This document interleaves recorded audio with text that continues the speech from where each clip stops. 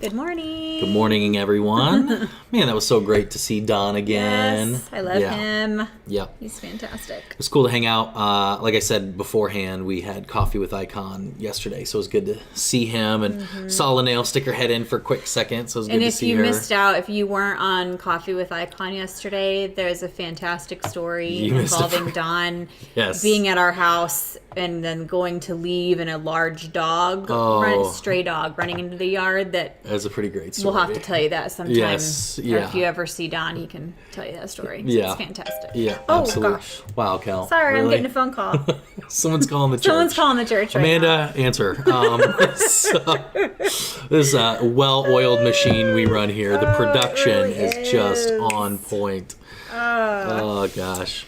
Well, we are, like we said earlier, doing the same thing we did last week, where rather than have a pre-recorded sermon where we just talk at you for the entire time, we're going to have more of a discussion, and we'd love to have you guys engage in the chat and ask questions and make comments, and we want to involve all of you and get your thoughts too. Yeah.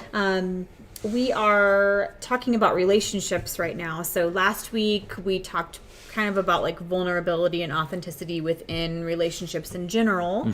And I thought it went really great. Like, we loved it. We loved getting to chat with all of you and to hear your input. And it really, I think it feels more like we're genuinely like connecting with each other, you know, more so than just like, oh, we're going to record a sermon and then everyone just kind of is there, you know.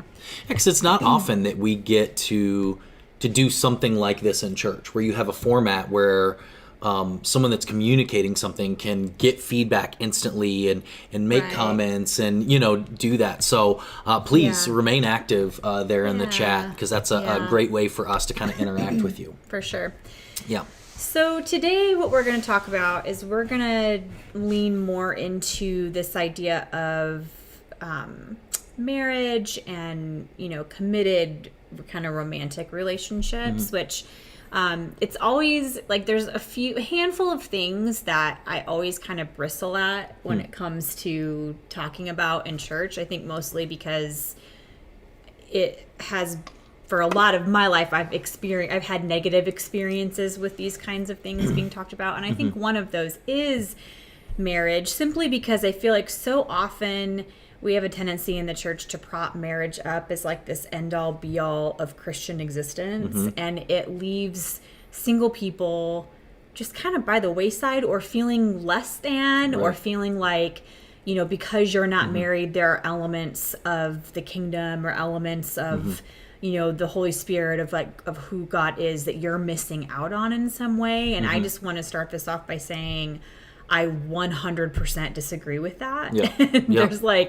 There's not, I mean, yes, being in a committed partnership in a marriage, like, are there elements about God that you learn? Well, sure, because I think at any stage in life there are things you learn about God, but it's not like when you're married you have this special, you know, where you're clued into these elements of who God is that you just 100%. Won't get when you're single. Like, there are people that are single by choice that like have no desire to get married, people that are single just because that hasn't happened for you yet. And I just want you to know that you are every bit as valued and cherished and able to connect with God in every way on every level that a married person is able to. Like, I just want to make that very clear today. You know? Laura said being single at church is hard. It is. You know, so much of the content, even unknowingly, can kind of bend its way that direction, you know, and subtly communicate that. So we had a lot of conversations before that we were like, we hope not to communicate that at all. You know, we think that these things that we're going to be talking about are applicable for all kinds of relationships, but also recognize that there's a large percentage of people that are married, you know, so it's something we also don't want to avoid talking about for that reason, but I think doing it in a healthy way. Yeah, and Amanda said the same thing. Amen, Laura. You know, it's so unfortunate to see so many single people feel sort of like the black sheep of the church sometimes, you know, where it's like you are missing out in some way, and it's just so absolutely not true. So, but again, we do want to talk about it because we do realize that there are a lot of people that are married or want to be married someday, and so we want to, you know, do that. So Today, what I want to do today is we're going to kind of share just some things that we've learned. We've been married for 18 years. Really, July 27th is our 18-year anniversary. So not as long as some people, I mean, clearly. But also there's a lot that I know I've learned in 18 And we got married years. when we were children. Like, if you saw, I mean, you saw our wedding photos. I should have grabbed one of our wedding photos and Yeah. held it up, because Dan looks like he's 16. Like, he looks really young. And She's not wrong. I was 21 and you were 20. No. You weren't 21, were you? Hold on. Wow. I was 24. I was gonna 24, sorry. And I was 21. And he was 21. Yeah. Okay. Yeah. Because I would have been 21, you would have been 18, and that would have... No, I wasn't that young. We were young, but not that young. We were real young. Yeah. So, anyways, there are things that both of us have learned, through the past 18 years. And so I just want to talk about some of those things today. The first thing is, so I think everyone, when they enter into a marriage and, into this like partnership, we are usually coming into that carrying some ideas about what marriage is, based on our family of origin, based on how we grew up. For those of us that have, grew up in church, there were ideas and things surrounding what marriage is supposed to be that you kind of carry with you into your relationship. And I know for me, there were some things that I believed about marriage before we got married that had negative impacts on our relationship. And also, there are a lot of things that I believed about marriage that have changed, over the years. And so what do you think? What are some things maybe for you that maybe things you used to believe about marriage, or maybe things you brought into marriage that you realized, oh, maybe this isn't exactly right? I think it was both things that I thought marriage was and things that I thought marriage was supposed to be. Like, done right, it's supposed to look like this. And I think one of those things for me is the house I grew up in. My parents, I don't remember ever seeing them argue. Like ever. Like, I never saw them fight, never saw them really argue. I'd see them like disagree, but I mean, that was, when I say disagree, like, just that simple. Not like, sometimes we're like, we had a disagreement. And I think, and I don't know, I think there was a lot of that was good. And I don't know their marriage. I don't know how much of that was maybe not leaning into difficult, conversations, or also based on their temperaments. I think that just didn't happen a whole lot for them. So I got this framework in my head. In a marriage, you never argue, or in a good marriage, in a healthy marriage, you're not supposed to argue or disagree, and to that degree. And both of us are pretty strong-willed people. And so when we would get in an argument, I would feel like I'm a failure. Like, clearly I'm not doing something right. Our marriage isn't healthy. These different things that I just came in with this expectation that we'll never have arguments, And I think that's definitely something that I kind of like walked in with, that I know contributed to some disappointment for me, because I thought, oh man, I'm not doing this right. What's wrong with us? That sort of thing. Right. Yeah. And I kind of had the opposite experience, where I grew up in a family where there weren't a lot of healthy marriages that I had to look to for that example. And so, to me, the whole arguing, disagreeing thing was kind of normal, for me. Like, that wasn't I didn't feel like that was a sign of an issue or anything like that. And so that was real different. I think for me, I apologize for. Cool. This is when live. When you go live, this is when you have dogs that are real annoying. That's right. Happens. Yeah. Hey, be quiet. Apologize for that. Hopefully, one of our children eventually will take care of this, and if not, I'll Otherwise, awkwardly she's just gonna be barking for 30 minutes. Stand up and walk away.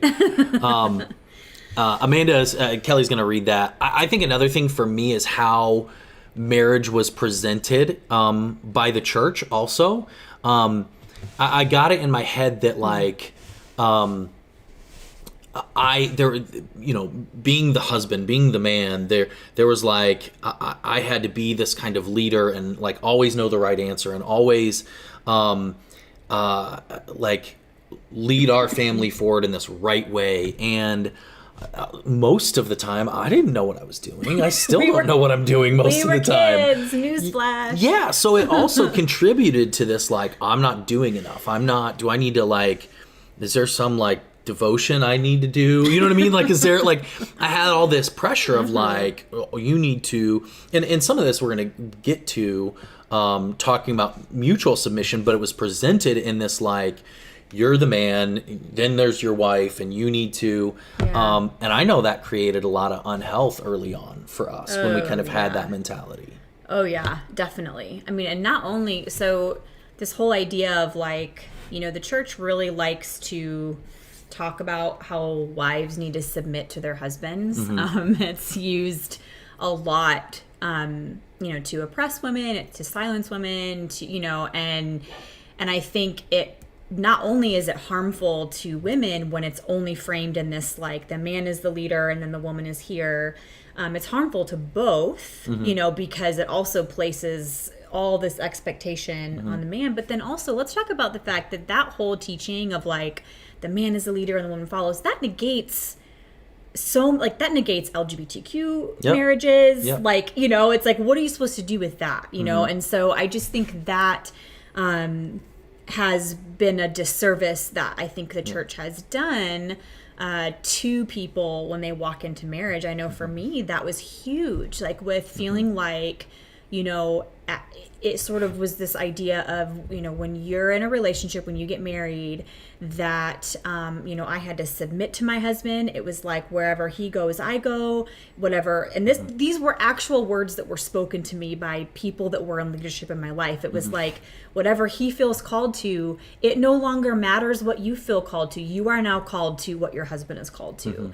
And it sort of removed this sense of being my own person. It was like, I was no longer my own person. My body didn't belong to me anymore. It was like I had this expectation going in to marriage that, like, whenever you know, I was to have sex with my husband anytime he wanted it. Like, you know, if you aren't satisfying your husband physically, then you are running the risk of him cheating on you. And it was just this whole idea of once we entered into this marriage commitment, that I no longer belong to myself, and that any dreams that I had, any desires I had, or things that I wanted to do kind of went out the window. And it was, you know, very harmful to kind of go into a marriage with that mentality. And well, it strips you of so much of your identity, you know? Oh my like, gosh, yes. You spend your life up to that point, like, building this identity and finding out what you love and what you feel called to. And then it's like all that is stripped from you, you know?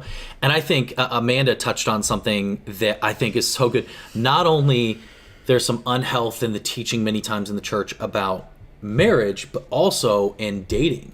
I mean, that's something that everything from how you talk, like what Amanda mentions, where it's like, no, you only date this person if you're going to marry them, which then, like, ups this pressure and this ante, like, talking about I Kiss Dating Goodbye, like, this, like, courtship sort of, like, for oddly enough, I had a girlfriend read that book when we were dating. Broke up with and then we quit dating because she kissed dating goodbye. So I've never liked that book.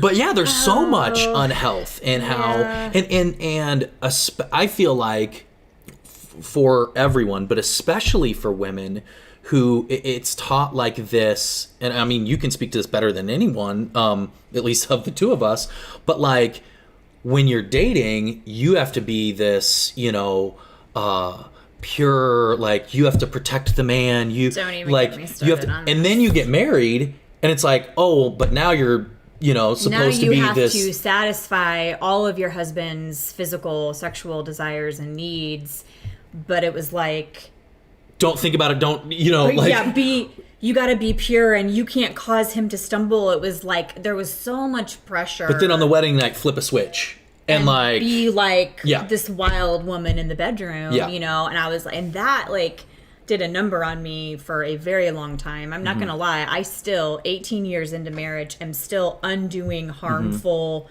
teachings that surrounded purity culture and the way that I was taught to look at my body and the way that I was taught to look at sex and with, marriage. It just, there's so many things that I've had to undo. Yeah. And a lot of that just stems from these faulty, I think from bad theology. It stems from incorrect expectations of what a marriage is supposed to look like. And I think for me, one thing that has been really helpful in that process of figuring out, okay, so if that's proven to be unhealthy, this idea of like Dan is the head and the leader and he's supposed to, and I'm the submissive wife that's supposed, like, that has proven to be unhealthy. So then the question that leaves you with is, well, then what is healthy? What does that look like? And I think for me is coming to this understanding, and this has been through other teachings of other faith leaders that I've heard and kind of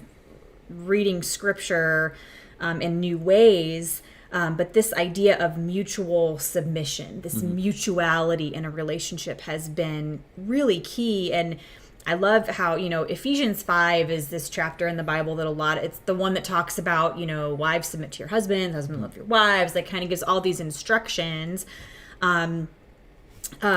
which again, negates the LGBT community in so many ways, so there's other ways that we need to learn to approach this. But the whole thing starts with, in Ephesians 5:21, that whole chapter starts with this, and it says, follow the lead of one another because of your respect for Christ. So it's this idea of mutual submission. Yeah. Other translations say submit to one another out of your reverence for Christ. So it's like this idea of mutuality of like, of it's not all of the onus and pressure of leading a relationship is not just on one person. It's a partnership. It's two people coming together, and there's this mutuality. And there's a quote by Sarah Bessey that is so good, and it says this: in a marriage of mutuality, there is room for each of us to follow Jesus, for each of us to heed the Spirit, for each of us to lead, and for each of us to follow. Yeah. And I'm like, that's it right there of like this, sort of, it's not just, one person is responsible for like listening and following Jesus, and the other person is just supposed to kind of blindly follow behind wherever they go. But it's like it's both of us doing that together. I remember when I first kind of came across that, someone articulating this, it's been there the whole time. I mean, Paul set up this whole passage talking about, submit yourselves one to another. And the first time I heard someone kind of teach on this, I remember thinking, that just makes so much more sense, like learning to submit one to another. And it was Andy Stanley who teaches out of North Point Church talked about this, but he said it should look like this race to the back of the line and looking like, what do I need to do to serve the other person? The other person saying, what do I need to do to serve the other person?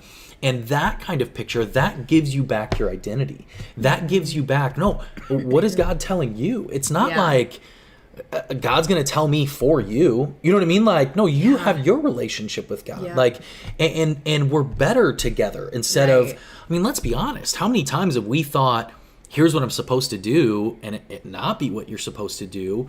Well, if you're relying on just one person to make that call for an entire family, of course that can lead to negative consequences. And we had earlier, Jenny talked about this attitude. Someone said this in first service. This idea of like, I have to submit and like strip away my identity and do whatever they said.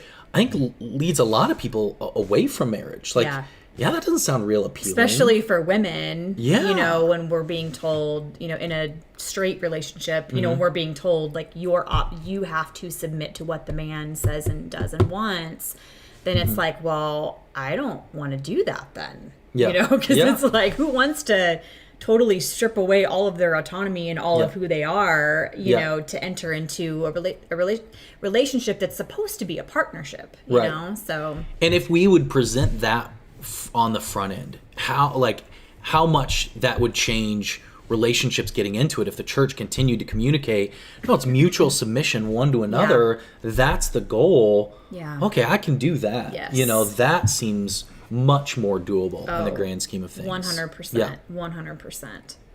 Yep. I'm just reading other people's comments. Yeah, absolutely.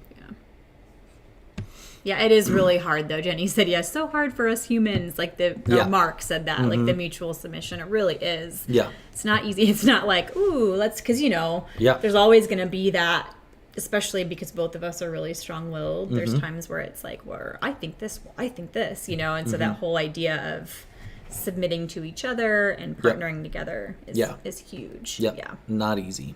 Yeah. Not at all. Another thing that I think has been really important for me as far as, looking at our relationship and saying, okay, I want this to last for the long haul. I am committed to this. I think, and we talk about, everyone talks about this all the time, but how important communication is. Yeah. And not just communication, but being able to have honest communication, I think that will never not be vital and important, to make our relationship work. Yeah. I think, and it's so easy for it to become trite because of how true it is, but communication really is, it's everything, and I think, and again, I think there are times that presentation of you have to do whatever I say hinders and stifles communication. But when there's mutuality there and we can communicate, I know that has been huge for us. When you go through especially challenging times, the ability and the willingness to really communicate, I think is what's going to get you through that. I think, I know there's been times in our marriage that I think a lack of communication contributed to unhealth, Oh, sure. that it's only when we're able to kind of fully communicate and fully trust that you're able to get through difficult seasons. Yeah, for sure. And I think one thing that I think is really important when it comes to our communication is realizing you need to come to a place where, and I think this trust is really the basis of this, because when you trust someone, you feel safe enough to be able to communicate what you're really thinking and feeling, and to be your full and true self with them. But I think coming to a place where you can honestly communicate what you're thinking and feeling, and you can trust that the other person is not going to make you pay for it. Dino said something in first service, and I'm going to probably jack it up, but he was talking about like how sometimes honest communication, there's a really high emotional cost. Like if the person kind of holds that over your head or uses it in some way against you in the future, makes it where that cost sometimes is too high, and you say, man, I don't want to be made to pay for it, so the next time I'm going to shut down and just not say anything. The fear of that cost can keep you in the future from doing it. And I know there was a time several years ago that I was really going through a difficult season, really a lot of doubts, a lot of questions as it pertains to my faith. And for the longest time, I didn't tell anyone because of that fear of, am I still going to be loved in spite of this? Am I still going to be accepted in spite of this? That's probably the better... Let's be real. Struggling and having doubts in your faith is a tough thing in the church, the church should be the safest place for that, but a lot of times it's not. And when you diverge from the status quo or from the norm, you lose your belonging oftentimes. And so I 100% understand why you were so afraid to say anything, even to me, because we are all so terrified of losing our belonging, which unfortunately that happens. And it's easy to say there's still love, but that belonging and acceptance, when you lose that, it calls that love into question, and I think at my core, it wasn't that I doubted that in you. It was, I just knew what I was going through was so hard. I didn't really want to invite you into that. And we've talked about this and laughed about this, but I know that first night that I kind of put it all out there. Really, I was wrestling with everything. It was a really difficult season. And I was telling you, I just feel like everything's on the table, and I'm reevaluating everything as it pertains to my faith. And you're like, well, what do you mean by everything? And I was like, everything. And I just started rattling some things off, and jokingly, you responded to one of the things. You're like, well, well, if you disagree with that or you don't see things the way I do, like, I don't know what that means for our marriage. Yeah. And it was, you said it kind of jokingly and tongue in cheek. Because I had been taught, like, my whole life I had been taught, like, that verse in scripture that talks about being unequally yoked. That was used in such a way to make me feel like the only way that we could have a healthy, good Christian marriage was if we were in complete and total alignment on everything when it came to how we approached faith in God in the scriptures. Like, it was like that we had to be in 100% alignment or that relationship would fall apart. Like, so I was, as he's telling me these things, I'm terrified of, well, what does this mean? You know, and I have since gone through I have shifted majorly on so many things, but at that time it was like that fear of, well, if we disagree on this, you know, it was that what are the implications? What are the implications of our relationship if we disagree?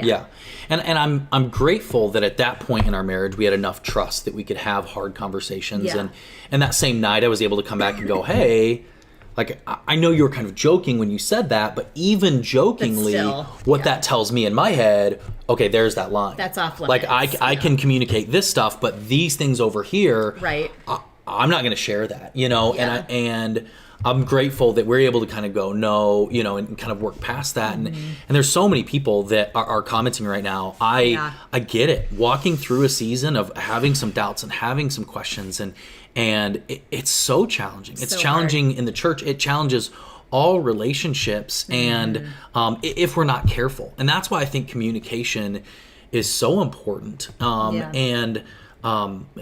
it's hard. You know, it was hard for us, and I feel like we had a lot of things going in our favor, and it was still challenging.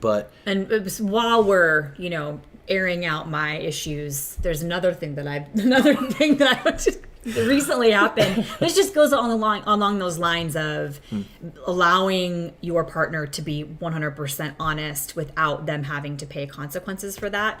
Like, there was one time recently where I did something that was, I would say it was hurtful. You were disappointed. First service, I sat here as she told the story, trying to go, what on earth is she talking about? No. Oh, it was like you were having to go to this meeting that was kind of it was. Anyways, keep going. It doesn't matter. Okay. She'll tell me afterwards. There was something that he was going to do. It was going to be a hard day, and he was going with somebody else, and so I didn't make plans to go.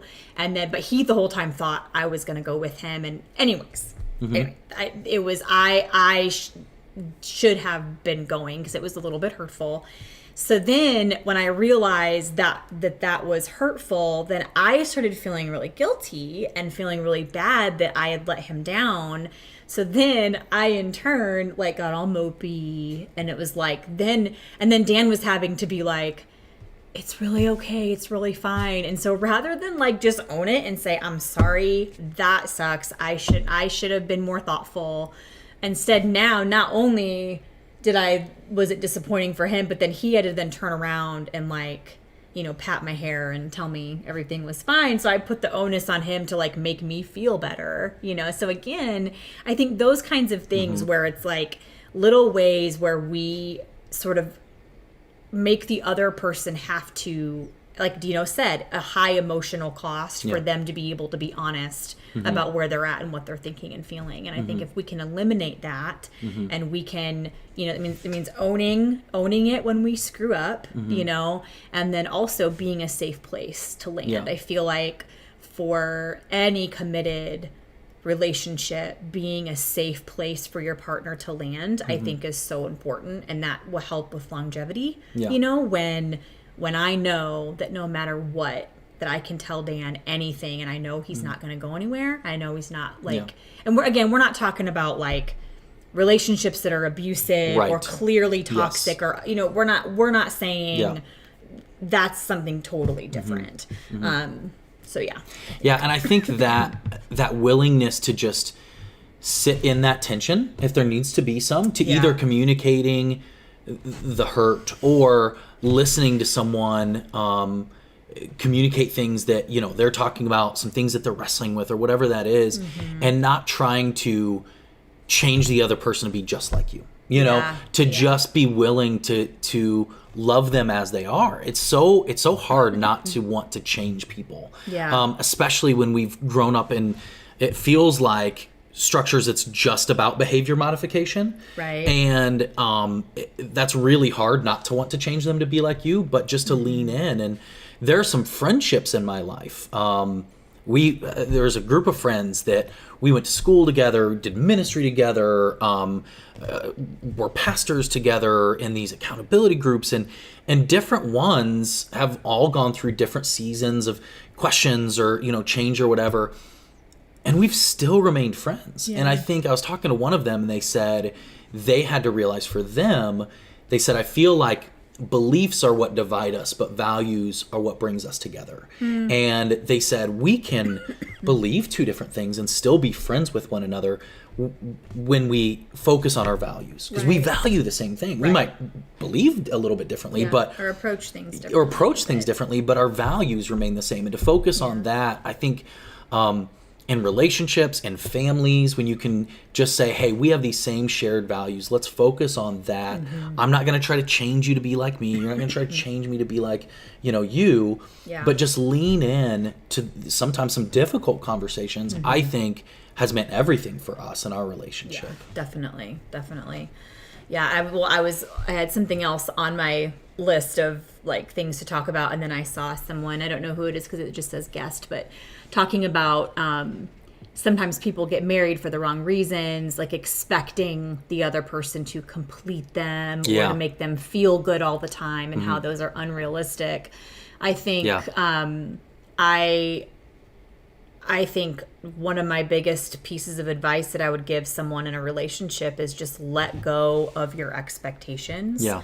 Now, I'm not saying let go of things that are important, of your values. Don't let go of if there are certain things that you know you need in a partner. I'm not saying to settle or to, you know, not make that important. You know, if there is something, you know, for your personality that you need someone for it to be at its best and to be healthy, I'm not saying to lower those values, but to be very wary of any expectations that you bring. I feel like in our relationship, like that probably has been the number one thing that has brought issues, is when you have these unrealistic expectations of how that person is supposed to make you feel, or how like that they're supposed to complete you.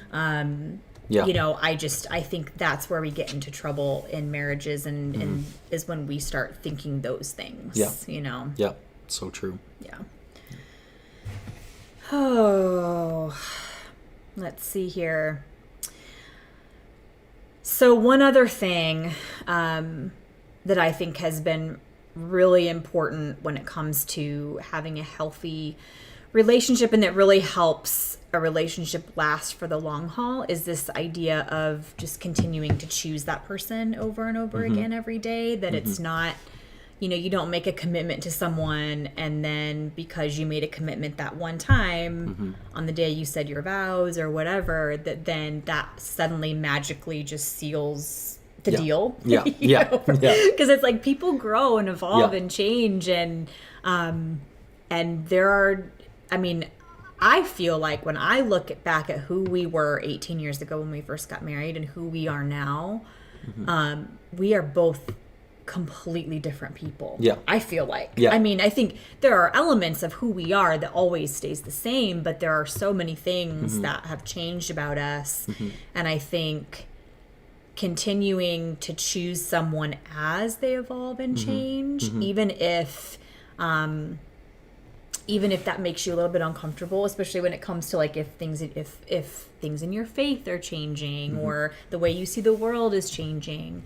I think being able to choose that person every day is really important. There's another quote by Sarah Bessey. She wrote a blog post. This is it's like a 7-year-old blog post on marriage that I got these quotes from. But she says this: we can choose in each moment love over fear, abundance over scarcity, vulnerability over false armor, mercy over judgment, mutuality over dominance. We can choose to lay down and surrender our power out of hard-won trust. We can serve one another instead of our own self. And that made me think of the scripture, Ephesians 4:32, that says, "Be kind and tender to one another, forgive one another, just as God forgave you because of what Christ has done." So just this idea of choosing each other every day, you know, and choosing, like, I get to choose love over fear in our relationship. You know, like if I'm starting to, you know, allow myself to, because there's times where, like, you'll do certain things and in my head I can think, oh, well, Dan he just doesn't care about me. Or, like, for instance, you know, hypothetically, if you asked me, let's say, to empty the dishwasher yesterday, and totally hypothetically, and you said it would really help you if I did that, and then let's say I forgot and found myself playing a game with friends and playing PUBG on your iPad, hypothetically, completely hypothetical, and you were to tell yourself some story about, like, oh, Dan doesn't care. I can see where you could get that story. Hypothetically speaking, let's just say that happened. Let's go with that for a minute. So this happened yesterday. What? You know, I had asked Dad. I had to run to Walmart and to get a couple groceries, and I was like, it would really help me if you could unload the dishwasher while I was gone, so when I get back, I can reload it really quick. She was very clear. I was very clear, and I was like, I would love to do that. I would love to help you out. Yes. And then I came home and it wasn't done. So I couldn't. I was a little snarky. Don't worry. I came upstairs and I was like, "Babe, thank you so much for unloading the dishwasher for me. That was so helpful." And he goes, "What?" Yeah, it was a big fail. Yeah, you're welcome. Here to serve. So a small thing, but, like, in that moment, on a bad day, or not even just a bad day, but on, you know, some days, I might allow that to make me really angry. And I think me being frustrated is justified. Absolutely. I can say that was frustrating to me. But to let it, like, stop there and not allow my head to go, well, that just means Dan cares more about his video game than he does about me. No, honestly, what happened was he just forgot. Like, plain and simple. There was no ulterior evil motive behind him not doing it. So I think learning to, in choosing each other, I think it's learning to tell yourself the most gracious story possible about that person. And again, to be clear, I'm not talking about abusive situations or manipulative situations. I'm not talking about any of those things, like where you just need to keep telling yourself a better story even if someone is harming you. I'm not saying that. Right. I want to make that very clear. Yes. But just, you know, telling yourself the most gracious story possible about that person, you know, and how much better for me to say, you know what, that frustrated me that you forgot, but I get it. Like, you just forgot. And he did. He came downstairs and he was like, I am genuinely sorry that I forgot to do that for you. And then it's said and done. And it's like, okay, we can move on. But there are times in our marriage when what I would have done was told myself not a very good story and then allowed that to fester and I wouldn't have communicated. I would have been like, it's fine, you know, and not really communicated how I felt, and I'd let it fester and then kind of put that in my arsenal for later so that it's like I have all these things stored up of the ways that you've hurt me and let me down, so now I can really let you have it later. I think, you know, telling yourself a gracious story, and in that moment, it's like, no, choose to believe the best of my husband, that he didn't not do that for me because he doesn't care about me. You know? And that's it's making that choice, you know, and it's, and someone said this earlier, but it's not about these, it was the guest who said, it's not about this feeling. And I think our culture so often ties it to that, these emotions and these feelings, and every day you wake up and it's like, you complete me, and it's like, no, it's choosing to love that person. It's choosing to offer them grace. It's choosing to put them first. And like Dino said, it's not this 50-50, I get to be first half the time and you get to be first half the time, and we're going to do what I say half the time and we're going to do what yours. No, it's 100% of both of you coming to the table together to work through that and to figure that out. That's what it looks like to move forward in the midst of that. Yep. And they said too, they were like, having been married for a while, giving the benefit of the doubt can be really hard. And you're right, especially when, like, if your partner is in this season where you feel like they're letting you down more often than usual, or you know what I mean, like where those things are starting to be hurtful. And I think that's where it goes back to having that healthy communication and being able to say, listen, I feel like lately, you know, I keep asking for your help and you keep saying you will, and then you keep forgetting. That makes me feel like you don't care about me and that you're not prioritizing me. And I think being able to say that, and for that other person, even if that stings, to be able to receive that and to then move forward, I think is so important in any healthy friendship, in a, you know, parent-child, in any relationship. I think that's so important. Which is why I'll kind of take this moment to plug counseling and therapy. Like, I think sometimes if you feel like I would try to communicate that, but I feel like that would go poorly, man, what a great opportunity to pursue some counseling from someone who is trained, someone who is therapist or counselor, that knows what they're doing. Because we love you, and we can share stories, and we can listen, and we can walk alongside you, but we are pastors. We are not marriage counselors or therapists. I suck at counseling. It's like, well, quit being dumb then. Like, I'm not. Duh. But, you know, someone like Dino on our staff, someone in your community, like pursuing that counseling, if you're struggling with that communication or with that trust, that's where a counselor would be great to help you work through that. Yeah, for sure. Carly just asked, any advice on not getting defensive when talking about tough subjects? Oh, gosh. That's so hard for me because I'm really bad at that. And Sheree said earlier about 9s, Enneagram 9 here, if you guys know the Enneagram, but she said 9s never forget when they've been hurtful. And because I'm so conflict averse, and because I want that peace, when I recognize that I've done something to harm somebody else, that's really, I oftentimes get defensive because it's like, it's so important to me that I don't hurt people. So when I do, I can get really defensive, and I think you just have to separate. You have to like hear what they're saying for what they're saying, and not read into it as if they're trying, like, don't put words in their mouth that they're not actually saying. It's like if Dan is like, hey, when you did this, that hurt me, and then instantly where my head goes is, so you're saying I'm a terrible wife. You're saying I can't do anything right. It's like I add these layers of things that he's not even saying. He doesn't think those things, but I immediately start to get defensive because I don't want to. I don't want to have done anything to hurt you. You know? I think one key is to acknowledge your defensiveness. You know, it's like when you walk into it going, okay, it's going to be easy to get defensive. It's going to be, you know, it's, I think of it like, what do they call it?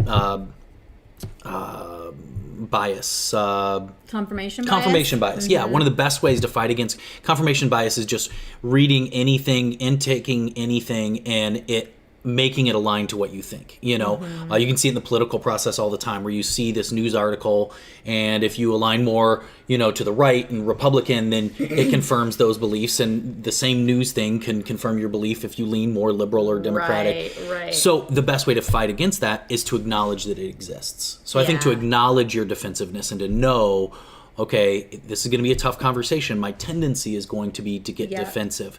Then you can be aware, oh, so you're saying I'm horrible. Wait, that's me getting defensive. It's like, hold on, back up. And then to sit with that. I think that's something too that I'm learning to do is if I start to if my first reaction is to get real defensive, I've learned to go, okay, let me sit with that for a second and ask myself, why is this making me so defensive? Like, why do I instantly feel the need to like justify my behavior or to clap back with something? Like, why is this thing that they're saying so difficult for me to hear right now? And I think learning to do that, to sit with that and go, instead of like trying to avoid that defensiveness, let it be a teacher. That's so good. I'm learning that with so many, like, for a lot of my life, there were certain emotions and feelings that I was always told were negative. It was like anger was negative, jealousy was negative. All of those things, it was like they're sin, they're negative. And I'm not saying that like just go be jealous of everyone, but I'm learning, okay, if I feel jealous, why? Yeah, interrogate that feeling. Interrogate those feelings. Yeah. Why do I feel jealous? What is it trying to teach me? And so the same thing in those moments of what is my defensiveness trying to teach me in this moment? You know, I think that has been really helpful for me recently to kind of combat that, because I'm with you. I get instantly defensive. Yeah. Well, we're so grateful to be able to do this with you guys. Again, I love being able to interact with you guys, reading your wisdom and learning from it. And so we're so grateful to be able to do this. Again, we know that this is a little different. And I just want to thank you guys for engaging in the comments and keep reading people's comments, because they're all really good. I know. We don't have time to. We're gonna be here for 2 hours, but there's a couple comments. Well, the video's gonna shut off in 4 minutes, so we won't be here for 2 hours. Well, no, we won't be. But this has been. I know. Sorry, we just get to talking, and I don't even realize how long we've been talking. So I'm sorry if we've been. No, so yes, read the comments. We do want to let you know one thing's changing for next Sunday. So we've been doing 2 services, one at 9, one at 11, and then a kids service at 10:15. And especially leaning into conversations like this, what we're finding is there's great conversation happening first service, great conversation happening second service, and we're dividing you from being able to see all of that and be all together. So starting next Sunday, we're going to have one service. So there's going to be one service at 9:30, and then our kids service will be at 10:30. So make sure to be here for that. We're still going to do the lobby. The lobby will move to 9 o'clock. But we're going to move to one service for several reasons. One, for the engagement. 2, it makes kind of production happen a little bit easier for us. And then 3, this is also something that this season that we've been in, Kelly and I, for the past really year and a half, you heard us talk about even wrestling through faith and all these big questions. As any Christian, that's challenging. As pastors that has to preach every Sunday, that's very challenging. And it's been an exhausting season for the past several years.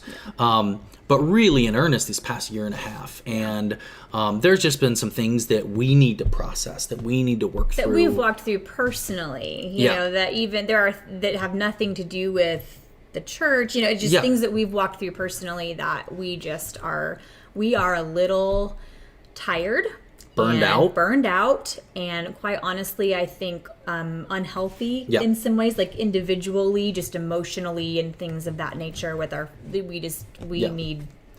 So we talked to the elder board about this, and we're so grateful they are allowing us to take an extended break. So for the next, we'll be back next Sunday, but after that we're going to take 7 weeks off as a kind of sabbatical to get some rest and to get some counseling and to get our feet back underneath us. And we're so grateful for the boards and the leadership, the staff and the boards. We're like, we got this, guys. They're going to take over everything. Some of them are going to be speaking. We're going to have some guest speakers come in via video. So we're just so grateful. We wanted to let you know about that. Video is going to cut off in less than a minute. So I got through that announcement. But we love y'all. We love you guys so much. We do. And we'll be back here next week for week 3 of our series, Bless This Mess.